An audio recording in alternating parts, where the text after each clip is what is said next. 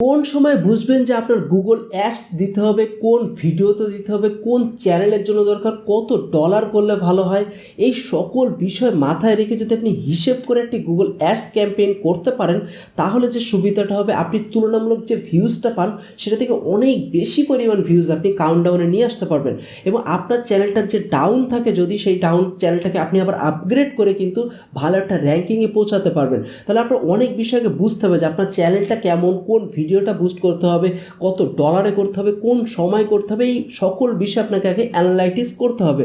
যেহেতু আমার 4 বছরের অভিজ্ঞতা আছে গুগল অ্যাড ক্যাম্পেইনের উপরে, সেই ক্ষেত্রে আমি আপনাকে সাজেশন করতে পারি যে আপনার চ্যানেলটা এখন পারফেক্ট অবস্থায় আছে নাকি আপনার বুস্টেরও প্রয়োজন আছে। এই ভিডিওটার পরে হয়তো পরবর্তীতে আরেকটি ভিডিও দিব, সেটাতে থাকবে A to Z Google ad campaign. আপনি এই ভিডিওটা দেখার পরে ওই ভিডিওটা যখন দেখবেন তখন আপনি বুঝতে পারবেন যে কীভাবে সম্পূর্ণরূপে একটি Google ad campaign set up করতে হয় এবং এই ভিডিওটা আপনি অ্যানালাইটিস করবেন যে আপনার চ্যানেলটা এখন রেডি নাকি রেডি না এবং কোন ভিডিওটা আপনার জন্য পারফেক্ট হবে। আর যদি গুগল অ্যাড ক্যাম্পেইনের প্রয়োজন পড়ে, আপনার যদি কোনো রকম হেল্প লাগে ডেসক্রিপশন চেক করে নেবেন, সেখান থেকে কিন্তু অবশ্যই আপনি আমাদের হেল্প নিতে পারবেন।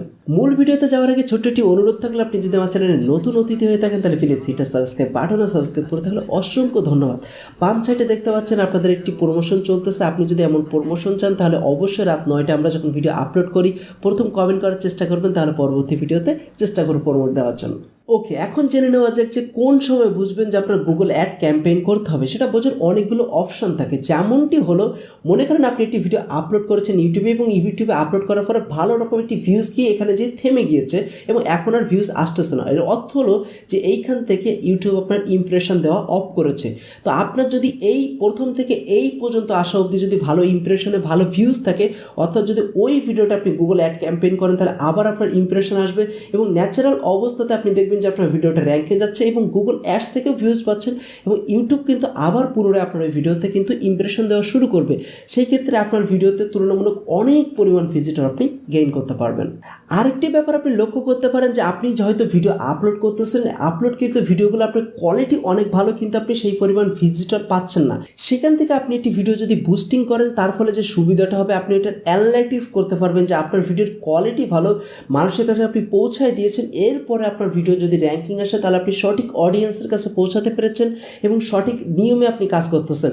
আপনি একটি ক্যাম্পেইন করলেন এবং ক্যাম্পেইন করার পরে দেখলেন যে আপনি সঠিক অডিয়েন্সে পৌঁছাইছেন, ক্যাম্পেইন সেট আপ করেছেন, তার ফলে আপনার ভিডিওতে ভিউজ এসেছে কিন্তু পরবর্তী ভিডিওগুলোর কোনো রকম র্যাঙ্কিং যাচ্ছে না।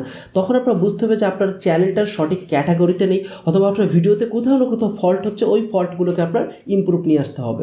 আপনারা সবসময় আমাকে একটি প্রশ্ন করে থাকেন যে গুগল অ্যাড ক্যাম্পেইন যদি আমি ব্যবহার করি তাহলে আমার ভিডিওতে কী কী ইমপ্রুভমেন্ট আসতে পারে। প্রথম ব্যাপারটি যেটি কাজ করে সেটা হলো আপনার ইমপ্রেশন বেশি পার্সেন্ট। সেকেন্ড যে ব্যাপারটি কাজ করে তারপর হলো যে আপনার যে ভিডিওটি আছে এই ভিডিওটি কিন্তু র্যাঙ্কিং পাচ্ছে এবং সার্চ র্যাঙ্কিং পাচ্ছে। থার্ড যে ব্যাপারটি কাজ করে সেটা হলো যে আপনি এখান থেকে ভালো রকম একটি সাবস্ক্রাইবার গেইন করতেছেন। ফোর্থ যে ব্যাপারটি কাজ করে সেটা হলো যে আপনি যে ভিডিওটি বুস্ট করতেছেন এই ভিডিওর ফলে আপনার অন্য যে ভিডিওগুলো আছে এটা কিন্তু সাজেস্টে শো করে। তো একটি ভিডিওর ফলে কিন্তু আপনার অন্য যতগুলো ভিডিও আছে সেগুলো সাজেস্টে দিতে পারতেছেন এবং একটি ভিডিওর জন্য আপনার অন্য ভিডিওতে আপনি ভিউজ নিতে পারবেন। মোস্ট ইম্পর্টেন্ট যে কোশ্চেনটি আমার ফেস করতে হয় যখন আপনাদের কোনো ক্যাম্পেইন সেট আপ করি, তখন আপনারা আমাকে প্রশ্ন করেন যে ভাই কত ডলারের ক্যাম্পেইন করলে ভালো হবে। এটা ডিপেন্ড করে যে আপনি কত ডলার করতে চাচ্ছেন, তারপর আপনাকে একটি আইডিয়া দিয়ে দিই। মনে করেন যদি আপনি বাংলাদেশের জন্য ক্যাম্পেইন করেন তাহলে আপনার জন্য যেটা সুইটেবল হবে সেটা হলো আপনি $20 ক্যাম্পেইন করতে পারেন। $20 থেকে আমি আমার অভিজ্ঞতা থেকে বলছি যে এখান থেকে ভালো রকম একটি রেসপন্স আমি দেখেছি। এবার আপনার প্রশ্ন আসতে পারে যে ধরেন আমি $20 ক্যাম্পেইন করলাম তাহলে আমার কী পরিমাণ ভিউজ আসতে পারে। ভিউজটা আপনি ক্যালকুলেটর দিয়ে হিসাব করবেন। অলওয়েজ বাংলাদেশের সিপিপি কাটা হলো 0.01।